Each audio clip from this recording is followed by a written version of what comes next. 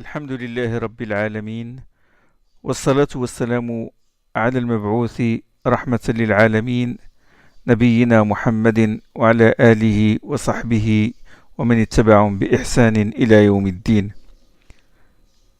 Nous allons continuer, Inch'Allah, ce sujet du vocabulaire coranique dans ce 28e dars de la série de leçons sur l'Itqan de l'imam Suyuti.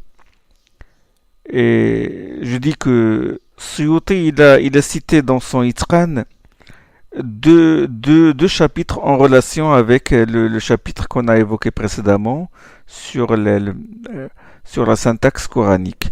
Il a cité deux autres chapitres. Le chapitre 40, qu'il a appelé معرفة معاني الأدوات التي يحتاج المفسر إلى معرفتها, les mots utiles dont la connaissance est indispensable à l'exégète, et le chapitre 42 في قواعد مهمة يحتاج المفسر إلى معرفتها, règle importante de la langue arabe dont la connaissance est indispensable à l'exégète. Alors, la première règle qu'il a expliquée dans le chapitre 42, à savoir le chapitre sur les règles dont la connaissance est nécessaire au mufassir. La première règle qu'il a expliquée, c'est une règle relative au prénom. C'est ce qu'on appelle dama'ir. Il a dit qu'Ibn al-Anbari a écrit un livre en 2 volumes sur l'explication des pronoms qui se trouvent dans le Coran. L'importance des pronoms. 2 livres consacrés, 2 volumes consacrés aux pronoms. Puis il a dit que le but de l'emploi des pronoms, c'est la concision, l'ikhtisar. Sinon, si on répète les noms qu'indiquent les prénoms, ça va être long. Les phrases vont être longues. À la base, ce sont les pronoms affixes qui sont utilisés dans le Coran et dans la langue arabe en général. Et on ne recourt aux pronoms isolés que lorsque c'est nécessaire. Les pronoms affixes comme hum, hunna, huma, hu, comme kum, kunna, kuma, hein, na, comme kitabuna, le na, c'est un pronom. Ni, ou il y a tout simplement kitabi. Ça, ce sont les pronoms affixes. Ils sont attachés au nom ou au verbe. Les pronoms isolés de dama'ir al-munfasila, c'est comme iyaka, huma, hiya, huwa peuvent être, huma peut être affixe ou un pronom isolé. Antum aussi, c'est un pronom isolé. Nahnu, anta, ana, etc. On les appelle les pronoms isolés.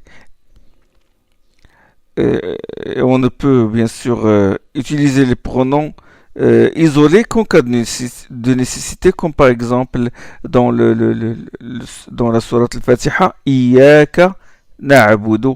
Iyaka na'budu. Iyaka, c'est un pronom personnel isolé qui désigne qui désigne Allah subhanahu wa ta'ala. Allah subhanahu wa ta'ala, il a mis le complément avant le verbe pour la restriction, c'est-à-dire que nous devons adorer qu'Allah subhanahu wa ta'ala. Il a mis, c'est un complément préposé. D'accord? Iyaka, c'est un complément, c'est un damir, c'est un pronom isolé qui remplace un complément d'objet direct qui désigne Allah subhanahu wa ta'ala. Et na'budu, c'est un fi'l mudari', adorant. Un fi'l mudari', c'est un verbe, d'accord, au présent, مرفوع بالضم الظاهر على آخره, اللي مرفوع اللي هو ك إلا لا ضمها صفة. إياك نعبد. Donc là, le pronom il est isolé. Un autre exemple, وقضى ربك ألا تعبدوا إلا إياه. وقضى ربك ألا تعبدوا إلا إياه. Allah a décrété, a décidé que vous n'adoriez que lui. D'accord? Et puis il y a l'exception, la particule d'exception qui est illa, et puis iyah qui est un damir, qui est un pronom isolé. sinon sans cette exception, on dit ta'budouh. Mais là, la particule est séparée entre le verbe et le pronom. Et parmi les règles relatives au pronom, c'est que le pronom il renvoie à un antécédent, c'est-à-dire le nom ou les noms, la phrase qu'il désigne. Quand Allah subhanahu wa ta'ala dit وَنَادَى نُوحٌ ابْنَهُ, Nuh a appelé son fils dans Surat Hud. Nuhun ibnahu. Ibnahu, ça se termine par le ha. Hein?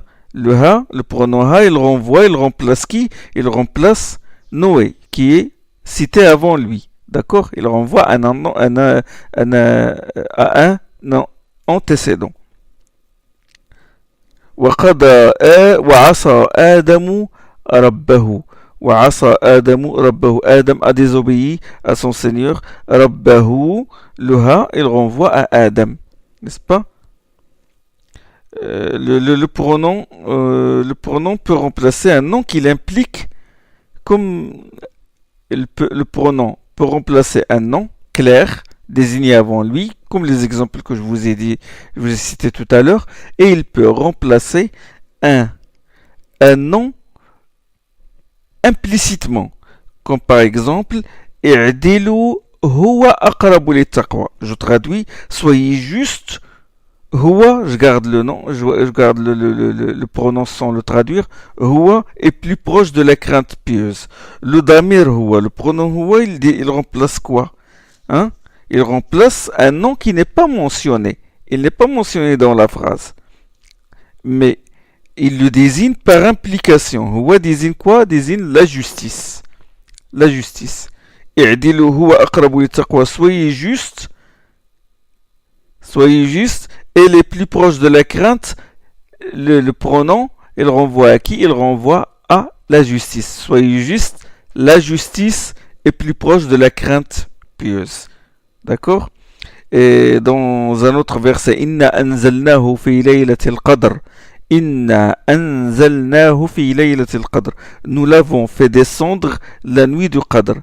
Inna, bon, harf nasb wa tawkid. Et anzalnahu, anzalna. Anzalna, c'est le verbe anzala.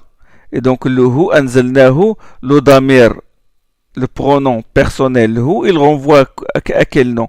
Le nom n'existe pas. À quoi il renvoie dans ce verset-là? Inna anzalnahu fi laylatil qadr. Il renvoie au Coran. Nous avons fait descendre le Coran la nuit du Qadr. D'accord? Mais Allah subhanahu wa ta'ala n'a pas cité le Coran. On ne l'a pas cité. Mais il l'a désigné juste par le pronom hu. Anzalnahu. Là, c'est ce qu'on appelle yadullu alayhi bil iltizam. Le ha remplace le Coran par implication nécessaire. Mais parfois, le nom qu'il remplace par implication se trouve devant lui. Vous savez, normalement, le pronom, comme je vous ai dit tout à l'heure, le pronom renvoie à un antécédent, un nom qui est cité avant lui. Mais là, c'est l'inverse. L'inverse. Le nom qu'il désigne se trouve devant lui. فأوحى يقول الله سبحانه وتعالى فأوجس في نفسه خيفة موسى. Ça c'est dans Surat Taha. فأوجس في نفسه خيفة موسى. Il en conçut de la peur au fond de lui-même Moïse. Je traduis tout en respectant la structure de la phrase. Hein? Donc si on respectait l'ordre syntaxique de base, en langue arabe, la phrase serait Moussa awjasa fi nafsi khifa. Moïse conçut de la peur au fond de lui-même. N'est-ce pas? Avec le verbe, avec le sujet, le complément, le verbe, le sujet, puis le complément à la fin.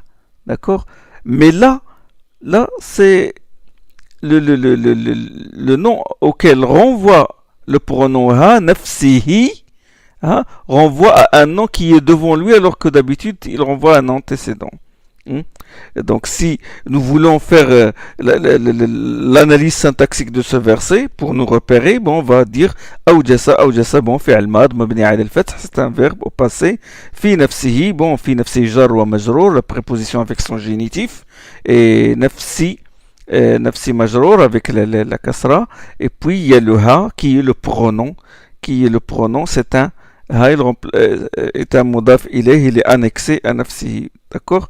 Donc, le ha qui est, ce ha là qui est attaché, c'est un damir muttasil, modaf c'est un pronom affixe, complément de nafs. Et ce ha, il remplace quoi? Il remplace un nom qui ne le précède pas, mais qui se trouve à la fin de la phrase. Fi nafsihi, fi nafsihi. فأوجس في نفسه خيفة موسى.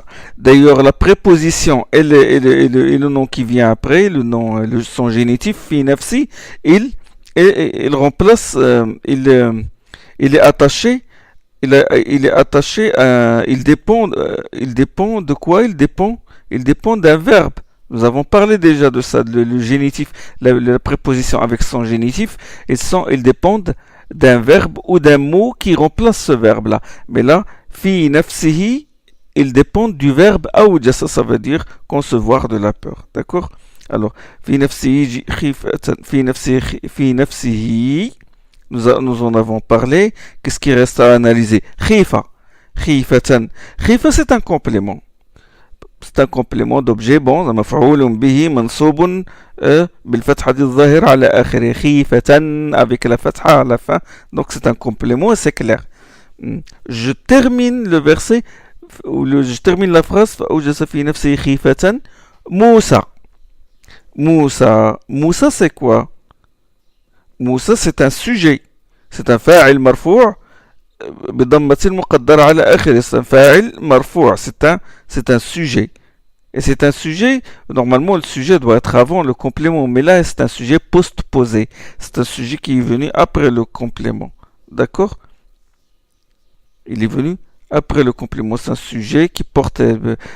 normalement il doit porter une damma, mais puisqu'il y a le alif moussar, c'est un alif maqsoura qui se forme d'un ya, il est impossible de mettre la damma dessus, d'accord? Et c'est pour cela, bon, les mu'aribin, les spécialistes, les grammairiens, ils disent damma muqaddara ala akhirih mana'a min zuhuriha ta'azzur. C'est une damma sous-entendue à sa fin, mais qu'on ne peut pas la mettre vu la présence du alif maqsoura, du alif. Donc ça c'est un sujet post-posé, c'est-à-dire il est venu, le pronom ha, il renvoie à un nom ou au sujet Moïse qui est venu après lui. Et ça c'est court, on trouve beaucoup d'exemples dans le Coran de ce genre, comme dans Surat al-Baqarah, وَإِذِ ابْتَلَى إِبْرَاهِيمَ رَبُّهُ بِكَلِمَاتٍ وَإِذِ ابْتَلَى إِبْرَاهِيمَ رَبُّهُ بِكَلِمَاتٍ. وإذ ظرف لما مضى. ابتلى c'est un verbe. Ibrahima, lorsque si je traduis, lorsque le Seigneur a éprouvé Ibrahim par des prescriptions, lorsque Ibrahim fut éprouvé par son Seigneur, fut testé, éprouvé par son Seigneur. وإذ ابتلى فعل ماض. Ibrahima c'est un مفعول به, c'est un complément. Ibrahima, attention à l'erreur, parce que certains disent Ibrahim ou non, c'est faux. Ibrahima, c'est un complément, et puis Rabbuhu, c'est un fa'il mu'akhar, c'est un sujet post-posé, bikalimatin, c'est un jar ou majrour, la préposition avec son génitif. ولا يسأل عن ذنوبهم المجرمون dans surat al-Qasas. Allah subhanahu wa ta'ala dit ولا يسأل عن ذنوبهم المجرمون. Là, لهم ذنوبهم, c'est-à-dire le pronom affixe, il renvoie à un nom qui est venu après lui, c'est-à-dire al-mujrimun. D'accord? ولا يسألوا, là c'est-à-dire que les coupables ne seront pas interrogés au sujet de leur péché. D'accord?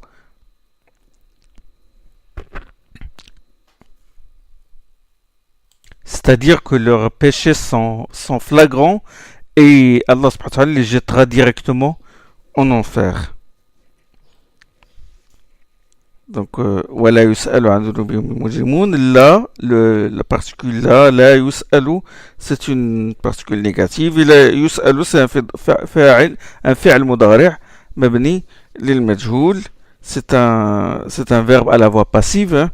la voix passive. Al-mujrimun, c'est un na'ib al-fa'il. Le complément remplace le sujet. C'est un substitut du sujet. En langue arabe, on appelle ça comme ça, na'ib al-fa'il.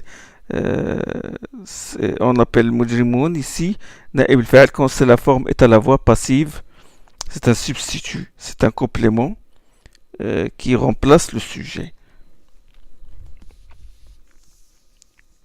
Le pronom peut remplacer un nom désigné par le nom qui vient après lui. Le nom remplacé par le pronom n'est pas mentionné dans la phrase, mais il est désigné par un autre nom qui est placé après ce pronom-là. Je vais donner un exemple. كلا إذا بلغت الحلقوم وكلا إذا بلغت التراقي كلا إذا بلغت التراقي dans Surat Al-Qiyamah. Allah subhanahu wa ta'ala dit quand elle remontera aux issues de la gorge.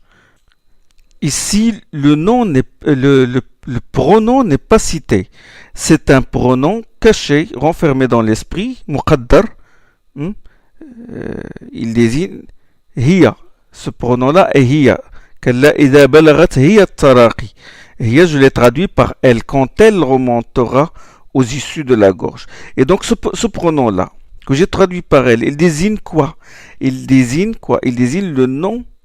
Le nom, c'est que le nom qu'il remplace est désigné par le nom at-taraqi, les issues de la gorge. Et donc, qu'est-ce qui arrive aux issues de la gorge? C'est l'âme. C'est l'âme. J'ai compris par le nom taraqi qu'il s'agit bien de l'âme.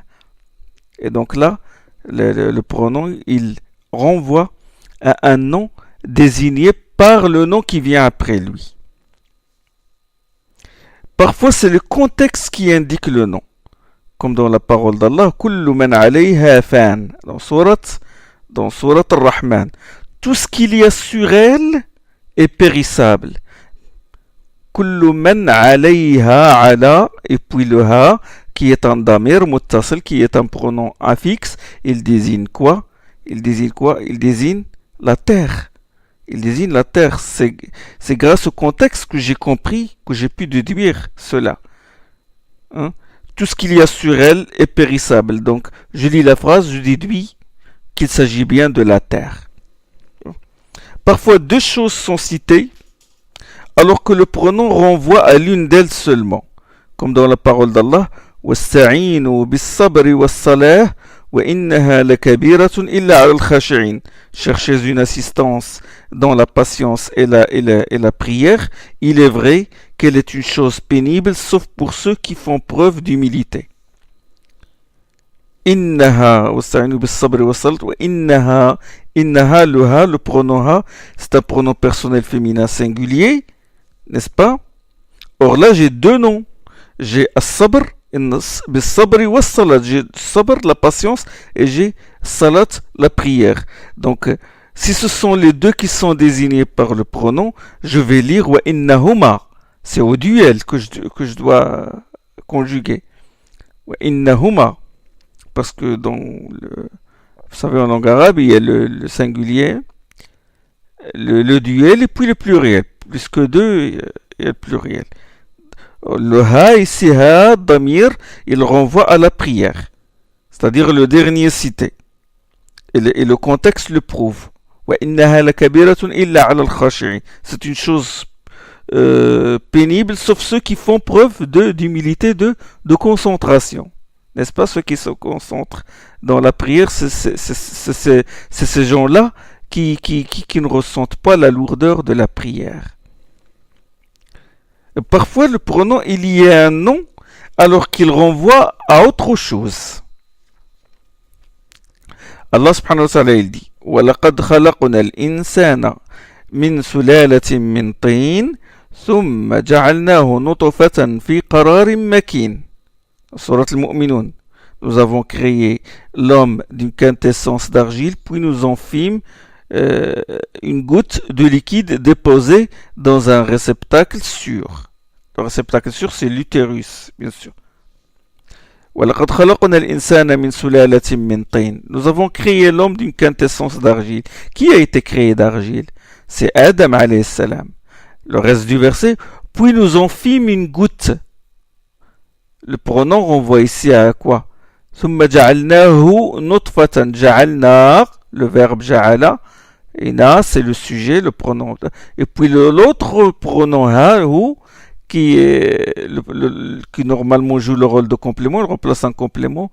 Le ha, il remplace qui? Il renvoie à qui? Il renvoie à la descendance d'Adam et non pas à Adam. C'est sa descendance qui a été créée d'une goutte de liquide et non pas Adam. D'accord? Donc j'ai un pronom qui désigne un nom qui a un rapport qui est lié à un nom alors qu'il désigne un autre. D'accord?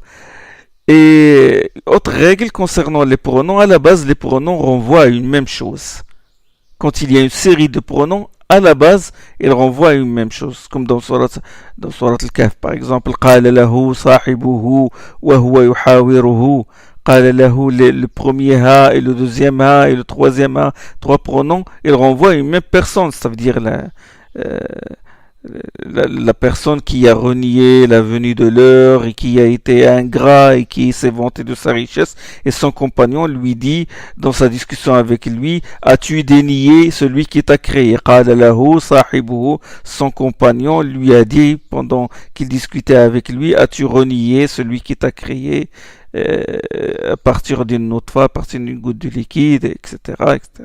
Donc tous les pronoms là renvoient à une personne, à une seule personne. Mais il y a des cas qui n'obéissent pas à cette règle, comme par exemple dans le verset وَلَا تَسْتَفْتِ فِيهِمْ مِنْهُمْ أَحَدًا, dans Surat al-Kahf aussi, وَلَا تَسْتَفْتِ فِيهِمْ مِنْهُمْ أَحَدًا, nous consulte à leur sujet aucun d'eux. Le premier pronom pluriel, وَلَا تَسْتَفْتِ فِيهِمْ, him, le premier pronom pluriel, il renvoie aux gens de la caverne. Et le deuxième hum, minhum, il renvoie aux juifs. Parce que c'est les juifs qui ont posé cette question. Il faut poser trois questions au prophète sallallahu alayhi wa sallam. Ils ont posé des questions à propos des gens de la caverne. Et là, le premier pronom, il renvoie aux gens de la caverne et le deuxième renvoie aux juifs. Ensuite, Suyuti, il a cité d'autres règles, celles du féminin et du masculin. Parfois, le sujet est féminin alors que le verbe qui lui correspond ne comporte pas le signe du féminin, qui peut être, par exemple, le ta'nit, comme dans la parole d'Allah, فَمَنْ جَاءَهُ مَوْعِظَةٌ مِّن رَبِّهِ, dans Surat al-Baqarah. فَمَنْ جَاءَهُ مَوْعِظَةٌ مِّن رَبِّهِ, celui auquel est venue une exhortation de la part de son Seigneur. جَاءَهُ. Normalement, ça doit être جَاءَتْهُ. C'est le ta du féminin. Parce que le terme maw'iza est au féminin. Aux exhortations. D'accord? قَدْ جَاءَكُمْ مَوْعِظَةٌ مِّن رَبِّكُمْ, dans Surat Yunus. Une exhortation vous est venue de votre Seigneur. Normalement, قَدْ جَاءَتْكُمْ. Il n'y a pas le ta du féminin. Il n'y a pas le ta du féminin. Mais c'est le verbe, normalement, il n'y a pas ne comporte pas le ta du féminin, alors que le sujet qui lui correspond, c'est un féminin. Pourquoi? L'une des raisons, c'est pour montrer la valeur, pour mettre en valeur l'éminence de la chose, pour mettre en valeur l'éminence de la maw'iza ici dans les deux versets. Dans le deuxième verset surat Yunus, قَدْ جَاءَكُمْ مَوْعِظَةٌ مِّن رَبِّكُمْ, la maw'iza ici c'est le Coran. Donc pour mettre en valeur, pour montrer l'importance du Coran, on a enlevé le ta du féminin et on a considéré le maw'iza comme un masculin pour montrer sa valeur. Et des exemples de ce genre sont nombreux. قَدْ جَاءَكُمْ بَيِّنَةٌ مِّن رَبِّكُمْ, قَدْ جَاءَكُمْ بَيِّنَةٌ مِّن رَبِّكُمْ, alors que normalement ça doit être قَدْ جَاءَتْكُمْ بَيِّنَةٌ, parce que بَيِّنَةٌ c'est un féminin. قَدْ كَانَ لَكُمْ آيَةٌ, alors قَدْ كَانَتْ لَكُمْ آيَةٌ, vous avez un signe dans ceci et cela. Ici, aya c'est au féminin, normalement ça doit être kanat, mais il n'y a pas le ta. C'est pour montrer que le terme aya, que ce signe, le signe est éminent. Hadha rahmatun min rabbi, dans un autre verset, dans la fin de Surat al-Kahf, Dhul Qarnayn qui a dit Hadha rahmatun min rabbi. Celui-là est une miséricorde venant de mon Seigneur. Il n'a pas dit celle-là est une miséricorde. Il a dit celui-là. Il l'a désigné par le démonstratif masculin. Alors que Rahma, c'est au féminin. C'est pour montrer l'éminence de cette Rahma, la grandeur de cette Rahma, que le démonstratif a été employé au masculin et non pas au féminin. Bon, il a cité d'autres règles, le défini et l'indéfini, le pluriel et le singulier, d'autres règles qu'il est long de, qu'il est long de développer ici. Bon, dans le 40e chapitre, comme j'ai cité au début du Dars, je dis qu'il y a 2 chapitres qui sont rattachés au chapitre de la syntaxe coranique. Hein. Dans le 4e chapitre, il a défini ce qu'on appelle les adawat. Les adawat sont les mots outils, comme la particule interrogative, la hamza, la particule d'exception, la particule alla, iz, ida, bel, ثم من إلى عن على رب ذو دون حتى حاشا بين بئس سين سوف سواء عسى عند. Ça, ce sont des mots utiles. La connaissance de ces mots-là, attention, c'est fondamental. Elle est fondamentale. Je cite un exemple. Je vous donne une idée de chaque chapitre parce que le détail est très très long. Surtout les mots utiles, ça c'est faut une série de doros rien que sur ces particules parce qu'ils sont déterminantes dans la compréhension du texte des versets coraniques. Alors je vais citer l'exemple de la particule de Ida. Lui, il a traité la particule de Ida. Il a dit il y a le cas où Ida exprime un événement inopiné, exprime la surprise. Fujaiya. Elle concerne spécifiquement cette particule Ida dans le cas où il exprime un événement inopiné. Elle concerne particulièrement les phrases nominales qui commencent par un nom. Ce n'est pas une conjonction de subordination où on distingue une phrase principale, une phrase subordonnée, ce qu'on appelle jawab. C'est comme le cas du shart de la condition. Si tu as fait, tu auras. Il y a la principale et la subordonnée. Non. Ida ici ne joue pas ce rôle-là. Et ce Ida-là, comme a dit Suyuti, il ne se place pas au début de la phrase. Et elle exprime le déroulement de l'action et non le futur. Je vais donner un exemple qui explique ce qu'il a dit à propos de Ida. Allah subhanahu wa ta'ala يقول فألقاها فإذا هي حية تسعى. فألقاها فإذا هي حية تسعى. فألقاها Moïse le jeta. Il jeta quoi? Il jeta le bâton. فإذا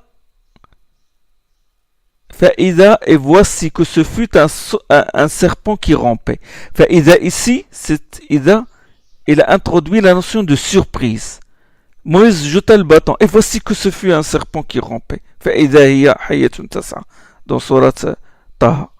Dans un autre verset, فَلَمَّا أَنْجَاهُمْ إِذَا هُمْ يَبْغُونَ فِي الْأَرْضِ بِغَيْرِ الْحَقِّ. Surat Yunus.